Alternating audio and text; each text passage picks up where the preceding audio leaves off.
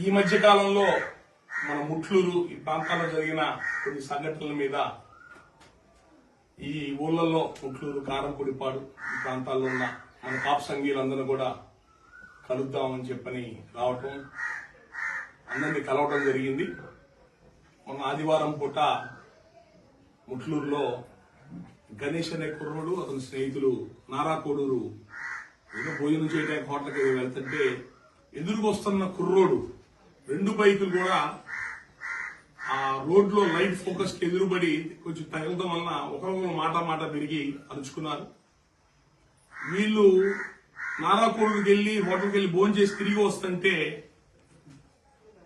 ఈ రెండో అబ్బాయి కమ్మ సామాజిక వర్గం సంబంధించిన అతను ఎవరైతే ఉన్నాడో అతను ఊర్లోకి వెళ్లి వాళ్ళకు సంబంధించిన వాళ్ళకి ఇట్లా గొడవైంది, నా మీద దౌర్జన్యం చేశారనో ఇంకోటనో చెప్పి వాళ్ళు 10-20 మంది ఊరు బయటకు వచ్చి అక్కడ కాపుగాసి ఈ ముగ్గురు తిరిగి వస్తుంటే వాళ్ళని పట్టుకొని అక్కడి నుంచి దాదాపుగా అంటే ఒక గంటన్నర పైన వాళ్ళని ఊరంతా అంటే దాంట్లో మిగతా ఒక కుర్రోడు వెళ్ళిపోయాడు, అక్కడి నుంచి పారిపోయాడు.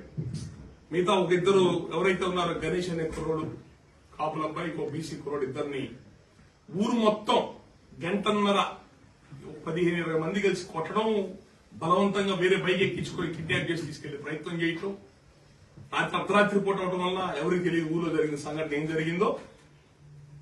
అది పిల్లోడు తండ్రికి విషయం తెలిసి వచ్చి వాళ్ళు కాళ్ళు పట్టుకొని మా పిల్లోడు ఏం చేయదని చెప్పనంటే గంటన్నర పడి రోడ్డు మీద పడేసి కొట్టారు.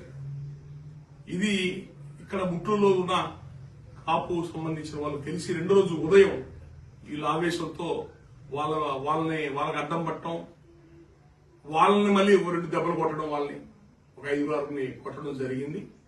దీని మీద ఇమీడియట్ గా వాళ్ళు దీన్ని ఇద్దరు కుర్రోలు కలిసి కొట్టుకున్న విషయాన్ని తీసేసి ఎవరో భార్యాభర్తలు బండి మీద వెళ్తుంటే ఆడవాళ్ళని కదిలిచ్చారని ఇంకోటి చేశారని చెప్పని తన్నులు తిన్న కుర్రోడు వాళ్ళ మీదే తప్పుడు కేసులు పెట్టారు. ఎవరైతే కొట్టారో ఆ కొట్టిన సంఘటనలన్నీ సీసీ కెమెరాల్లో పడ్డాయి.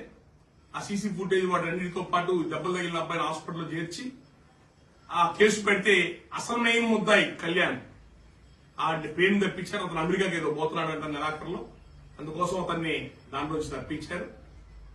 కేసు మొత్తాన్ని తారుమారు చేశారు. రాజకీయ నాయకులందరూ కలిసి ఒత్తిడి చేసి ఆ ఊర్లో ముట్లూరులో ఎప్పుడూ కూడా ఆడవాళ్ళని గదిలించడం కానీ ఎంతనో ఇబ్బంది పెట్టడం ఎప్పుడు అలాంటి రికార్డు లేదు. 1-2 ఈ తనులు తిన్న కుర్రోడు కానీ రెండో రోజు ఆవేశపడ్డ కుర్రోడు కానీ ఎటువంటి పోలీస్ కేసులు లేవు వాళ్ళ మీద.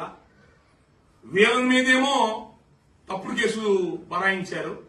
అసలు కొట్టిన కళ్యాణం అతను మనుషులు ఎవరైతే ఉన్నారో వాళ్ళ మీద దాదాపు 4-5 కేసులు ఉంటాయి. ఒక కేసు కాదు. అక్కడ ఇప్పుడు కారంపూడిపాడులో కూడా ఒక పెద్ద ఇన్సిడెంట్ ఉంది వాళ్ళది. ఇక్కడ కూడా ఒక ఏదో పని చేశారు. వాళ్ళ మీద ఒక 4-5 కేసులు ఉంటాయి.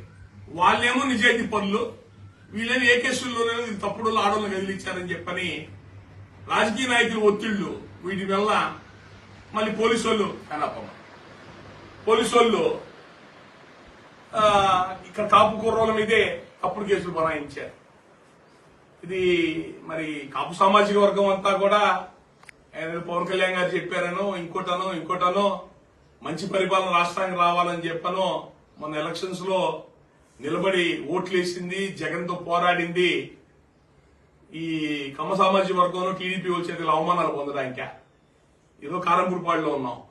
ఒక 6 నెలల పైన ఇదే ఊర్లో మా తోటకూర రంగరావు గారు జనసేన పార్టీ ప్రెసిడెంట్, ఆయన భార్యతో పోతుంటే తాగేసి కారులో స్పీడ్గా పోయి వాళ్ళ సైడ్ మిర్రర్ గుద్దుకొని వాళ్ళు పడిపోతే ఏందని నిలదీస్తే మీదకు దౌర్జన్యం చేసి అటు మాట తెలియ కొట్లాట అవుతే ఈ ఊరోళ్ళు ముట్లూరులో ఆ సంఘటన గురించి మాట్లాడదామని ఊళ్ళో పోతే ఊరు ఎంట్రన్స్ లో కాపుగాసి 30-40 మంది 4 మనుషులు పడేసి కర్ర పెట్టి కొట్టారు.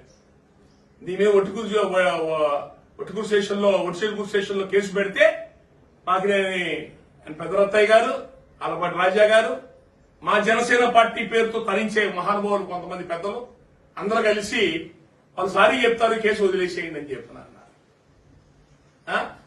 ఈ సోకాళ్ళు కళ్యాణ వ్యక్తులు ఎవరైతే ఉన్నారో ఈ వ్యక్తులు వీళ్ళ మీద ఇప్పుడు ఎన్ని కేసులు ఉన్నాయి, ఎవరు కాపాడుకొస్తున్నారు వాళ్ళని?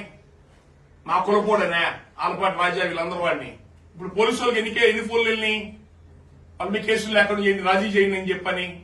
అంటే మిమ్మల్ని అందరం గెలిపించింది కాపుల్ని బీసీ కులాలందరూ కొట్టడానికా? తప్పుడు కేసులు పెట్టాక మిమ్మల్ని అందరం మేము గెలిపించింది. కొంత మంచి పరిపాలన రావాలా, ప్రజలు మంచి జరగాలని మేము చేస్తే సంగతులు చెప్తున్నా.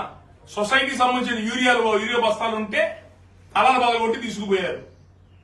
ఆ కేసు పెడితే ఆ కేసు నీరు గచ్చారు రాజకీయ నాయకుల యొక్క ప్రోత్బలంతో. ఒకసారి పల్లెలో ఉన్న ఎస్సీలు కొట్టారు, ఇదే కళ్యాణం అని అతను బ్యాచ్ కలిపి. అని అంటే ఏ తప్పులు చేసినా మా ఓడైతే క్షమించేస్తారా? మా ఓడైతే కాపాడుకుంటారా? ఇది ఏ రకమైన నీతో అర్థం కావట్లేదు, ఏ రకమైన రాజకీయం అర్థం కావట్లేదు. అంటే మేము కామ్గా ఉంటాం అన్నది చేతకంతనం, అసహనంగా మీకేదో చేతకంతనంగా కనపడుతుందేమో మీకేమన్నా. అట్లా ఏమి ఉండదు.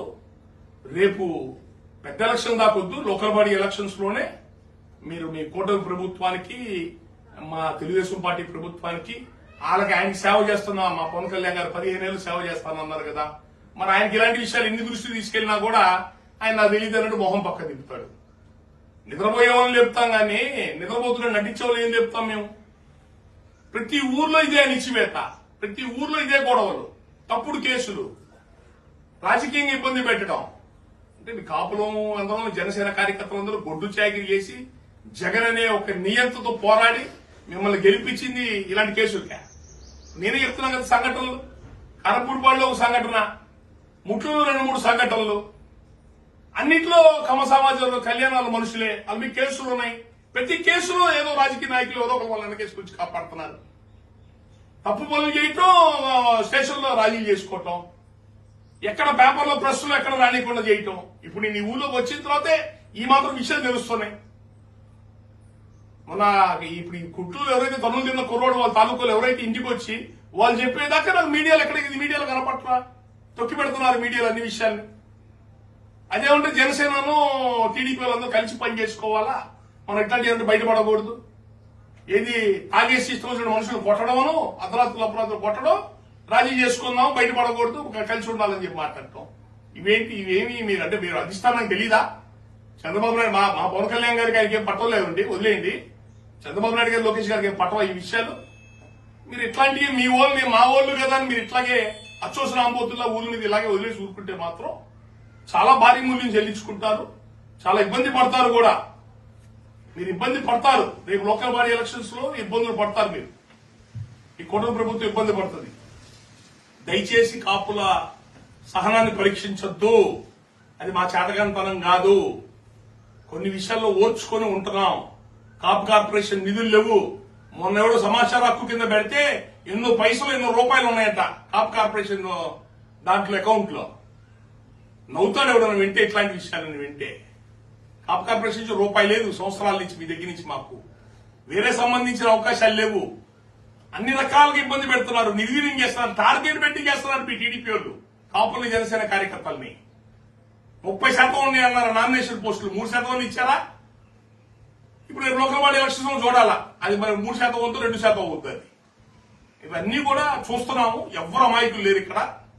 మీరు అధికారం ఉంది కదా, మా వెనక రాజకీయ నాయకులు మా ఊళ్ళు ఉన్నారు, ఎమ్మెల్యేలు ఉన్నారు, మమ్మల్ని కాపాడుకుంటారు అని చెప్పని మీరు చేసే ఈ పనులు రేపు రాబోయే రోజుల్లో భారీ మూల్యం చెల్లించుకుంటారు. ఇప్పటికైనా కళ్ళు తెరవండి. కందుకూరు సంఘటనలు కానీ, ఇలాంటి సంఘటన కానీ, ప్రతి ఊరికి ఒక సంఘటన. మీ టీడీపీ పార్టీ నాయకులు కమ్మ సామాజిక వర్గం నుంచే వస్తున్నాయి ఈ సంఘటనలు. దీన్ని అధిష్టానం, మీ టీడీపీ అధిష్టానం వాళ్ళు కంట్రోల్ చేసుకోకపోతే, పవన్ కళ్యాణ్ ఈ విషయాల్లో గట్టిగా నిలబడి కాపులు పేద వర్గాల మీద జరుగుతున్న దాడుల్ని అతను గట్టిగా ఖండించకపోతే కూటమి ప్రభుత్వం చాలా మూల్యం చెల్లించుకుంటది. ఈ విషయాల్లో మీరు దయచేసి కళ్ళు తెరవండి, మీ వాళ్ళని కంట్రోల్లో పెట్టుకోండి. తప్పు చేసిన వాళ్ళని నిర్దాక్షిణ్యంగా, నిష్పక్షపాతంగా శిక్షించండి. లేకపోతే మాత్రం ఈ ఇన్నాళ్ళు భరించాము, ఇక భరించే ఓపిక లేదు. రేపు రాబోయే రోజుల్లో మాత్రం మా దగ్గర నుంచి తీవ్ర ప్రతిఘటన ఉంటుంది.